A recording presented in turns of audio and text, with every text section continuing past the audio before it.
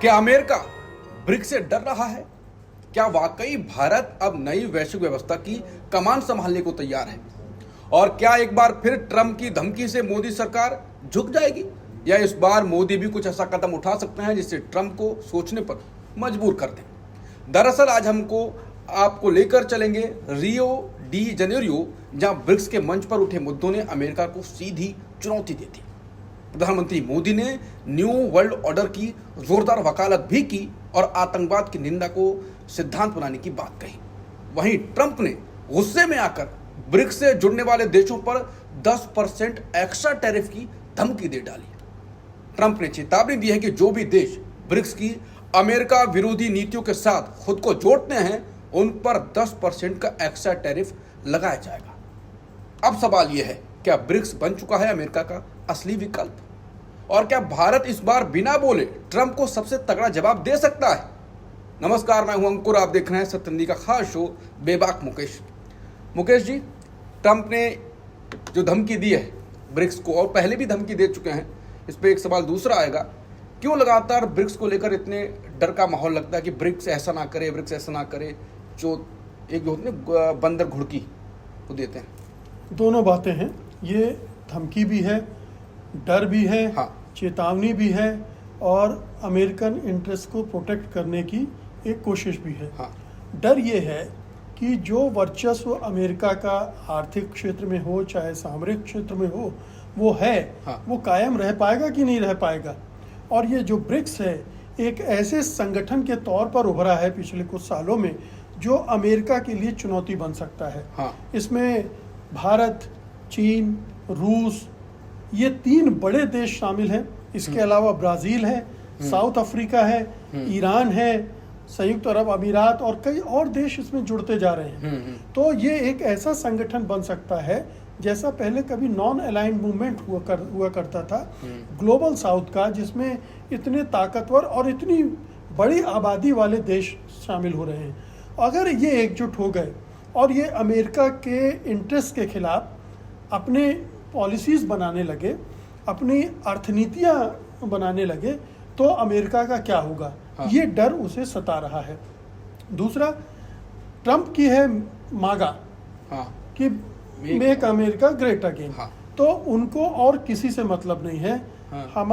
हमें अमेरिका के इंटरेस्ट के लिए जो भी करना होगा करेंगे। हाँ। धमकियां देंगे, ब्लैकमेलिंग करेंगे, वो सब है। तो आपने 2 धमकियों की बात की। एक धमकी पहले आई थी जब उन्होंने कहा था कि डी-डॉलराइजेशन करोगे, हाँ, तो हम ब्रिक्स के खिलाफ, हाँ, 150 से 200% हाँ, टैरिफ लगाएंगे। हाँ। और जब भारत ने डर के मारे कहा कि नहीं, हम ऐसा कुछ नहीं कर रहे हैं, और बाकी देश भी खामोश रह गए, तो उन्होंने ये भी कहा था कि मैंने ब्रिक्स को तोड़ दिया, ये भी कहा था।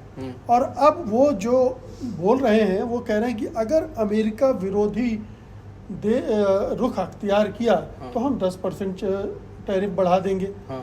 तो ये टैरिफ का डंडा चलाकर, हाँ, इन तमाम मुल्कों को धमका रहे हैं, और ये कोशिश कर रहे हैं कि ब्रिक एक तो रिग्रुप ना होने पाए, मजबूत ना होने पाए, इनके जो सदस्य देश हैं उन्हीं में इतने मतभेद पैदा कर दिए जाएं कि उनको मुश्किलात पैदा होने लगे और वो आपस में बिखर जाएं, आपस में लड़ने लगे। अब आपने देखा ही है कि भारत का रवैया किस तरह से बदला हुआ है।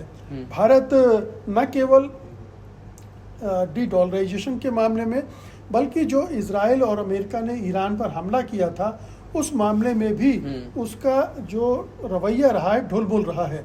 तो भारत को तोड़ता हुआ दिख रहा है अमेरिका, ये एक मैसेज निकल रहा है। आपने ढुलमुल रवैये की बात करी, तो उस तो रवैया महीनों से ये रहा है, और वही विदेश नीति का हम लोग फेलियर बोलते हैं कि मोदी सरकार जो है संतुलन के चक्कर में ढुलमुल करती है। लगता है हमने संतुलन और बैलेंस बना लिया, वो अभी किनारे रख के उस पर बातचीत करेंगे। जब ब्रिक्स की समिट होने वाली थी, सबको पता महीनों पहले से की, और ट्रंप पहले बोल चुके थे, और ये पता था कि ब्रिक्स इस बार कुछ ना कुछ करेगा। और ये अभी कुछ दिनों से ये चल रहा था कि ट्रंप की टैरिफ नीति के खिलाफ ब्रिक्स एक बयान जारी करेगा और कुछ ना कुछ करेगा, और मोदी भी उसमें जाएंगे, और ट्रंप की नज़र रहेगी ब्रिक्स पर, पैनी नज़र रहेगी, और वही हुआ। तो अगर मोदी या भारत डरता, तो जैसे शी जिनपिंग नहीं गए, रशिया नहीं पहुंचा वहां पर, प्रतिनिधित्व जाता है वो तो जाता ही है। तो मोदी भी कुछ कर सकते हैं अगर ट्रम्प से इतना उनको डर था, लेकिन मोदी जी खुद गए, उन्हें पता था ये होना है, ये चर्चा चल रही थी। फिर मोदी जी यहाँ पर बिना कुछ बोले कुछ कह गए ट्रम्प से, या वो कुछ अभी भी है ढुलमुली है? मोदी जी वहाँ गए, लेकिन उन्होंने क्या कहा और क्या किया इस पर हमें हमारी नज़र ज़्यादा होनी चाहिए। उन्होंने जो मोदी जी ने एक बात कही, नई वर्ल्ड ऑर्डर की, न्यू वर्ल्ड ऑर्डर की बात कही, लेकिन न्यू वर्ल्ड ऑर्डर को उन्होंने डिफाइन किया क्या?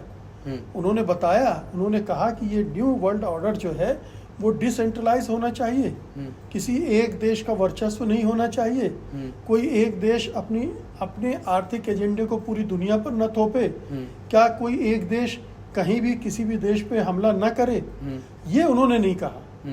ये एक गोलमोल सी बात है। न्यू वर्ल्ड ऑर्डर की चर्चा तो पिछले 30-35 साल से हो रही है। जब से सोवियत संघ का पतन हुआ 1989 में, उसके बाद से ये चर्चा चल रही है। तो इसमें कोई नई बात नहीं कही मोदी जी ने। मोदी जी पुरानी बात को दोहरा रहे थे, लेकिन अगर वो इस तरह की बात करते कि ये टैरिफ वार ठीक नहीं है तो आमना सामना हो जाता, तब बात समझ में आती। लेकिन भारत की अपनी मजबूरियां भी हैं, ये भी सही बात है। बिल्कुल कि आर्थिक दबाव जिस तरह से ट्रम्प का पड़ रहा है और अभी बातचीत चल रही है, ऐसे में अगर वो कुछ इस तरह का बयान देते तो जाहिर है कि बात बिगड़ सकती थी, और वो ट्रम्प को नाराज भी नहीं करना चाहते। ये भी वजह हो सकती है, अडानी की वजह भी बार बार आ ही जाती है चर्चाओं में, वो भी कारण हो सकता है। तो ये तमाम चीजें हैं जिसकी वजह से भारत या तो ढुलमुल रवैया दिखता है, या आत्मसमर्पण करते हुए दिखता है, या कोई कड़ा स्टैंड लेने से पीछे हटता दिख रहा है। लेकिन कुल मिलाकर भारत के रवैये से ब्रिक्स को मजबूती नहीं मिल रही, ये मैसेज जा रहा है। बल्कि मैंने कुछ विशेषज्ञों के वीडियो भी देखे, राय भी देखे, वो तो यहाँ तक कह रहे हैं कि अब ब्रिक्स के देशों के अंदर ये धारणा बनने लगी है कि कहीं भारत अमेरिका के एजेंट के तौर पर तो काम नहीं कर रहा है ब्रिक्स को तोड़ने के लिए। स्लीपर सेल, बिल्कुल जो यहाँ पर बोलते हैं। बिल्कुल बिल्कुल।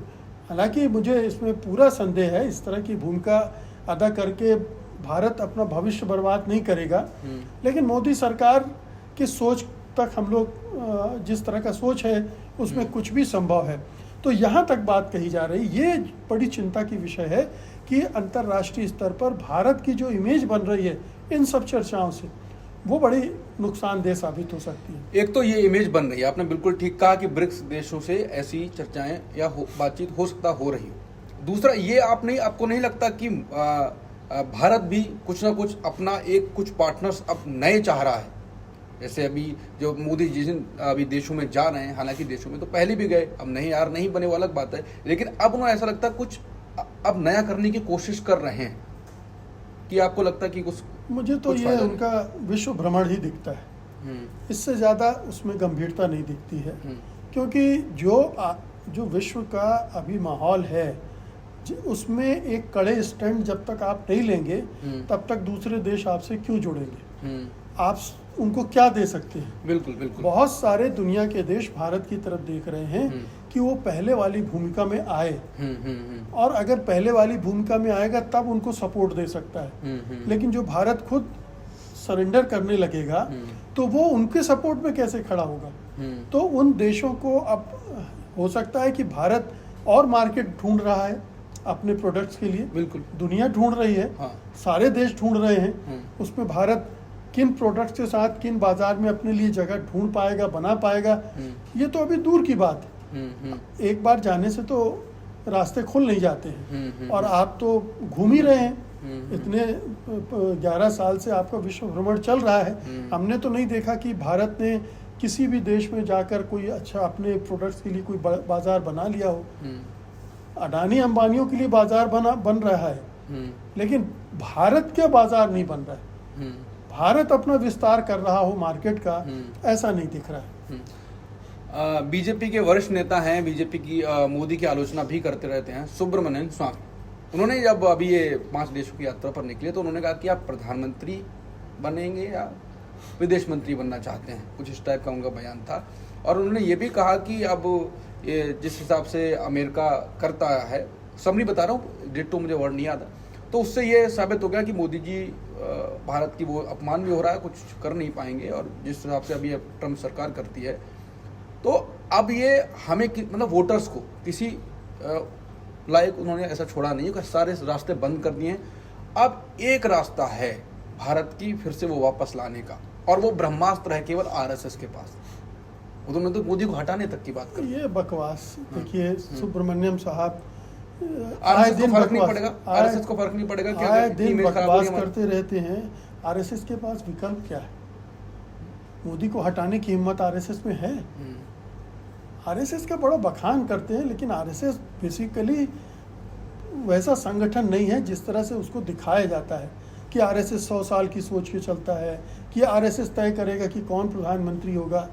ये सब बकवास की बातें हैं, और सुब्रमण्यम स्वामी रोज बकवास करते हैं, तो उसमें कोई दम नहीं है। लेकिन ये ज़रूर है कि अगर मोदी इसी तरह से व्यवहार करते रहे और उनकी अलोकप्रियता घटती रही, तो एक बार और भी कमज़ोर लोगों को मौका मिल जाता है ना।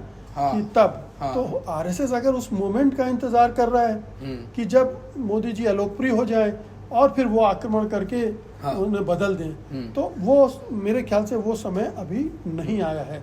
अभी तो एक अध्यक्ष पद के लिए दोनों के बीच खींचतान चल रही है, और आरएसएस वो नहीं मनवा पा रहा है, तो प्रधानमंत्री को हटाने की बात कहाँ से मान लेगा?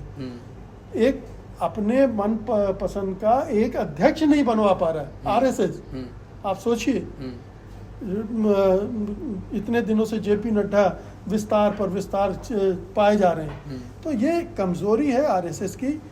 आरएसएस कमजोर संगठन है।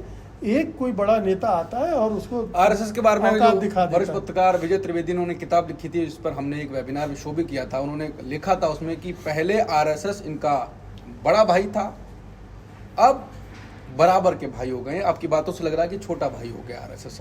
मुझे तो लगता है कि दास हो गया है। इसी बात पे आप कार्यक्रम को खत्म करते हैं। मुद्दा कहीं का कहीं पहुंच चुका। बात यह है कि क्या ब्रिक्स पर इतनी नजर, इतनी धमकी मारकर ट्रंप क्या करना चाहते हैं, और क्या ब्रिक्स देश, जैसा कि मुकेश जी ने कहा कि उन्हें भी पता है, ऐसा लगता है कि क्या इंडिया अमेरिका का यानी कि ट्रंप का एजेंट बन के काम कर रहा है।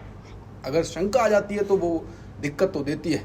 अब देखते हैं कि मोदी ट्रंप की धमकी को इग्नोर करते हैं, या फिर पीछे से जो अभी करते आए महीनों से कुछ ना बोल के और झुक जाना, वही करते हैं। कुल मिलाकर ऐसे विषयों पर हमारी नज़र बनी रहेगी, और ऐसे सब्जेक्ट्स पर हम लोग शो करते रहते हैं। ऐसे और वीडियोस को देखने के लिए सत्य हिंदी को आप सब्सक्राइब करें, अगर आपने अभी तक नहीं किया है। कर लिया है तो दोबारा बटन ना दबाएं, अनसब्सक्राइब हो जाएगा। और दूसरा ये है कि सत्य हिंदी का ऐप भी आ चुका है, उसे भी डाउनलोड कर लें। कई बार कह चुका हूँ, और इस बार कर ही लीजिए। नमस्कार।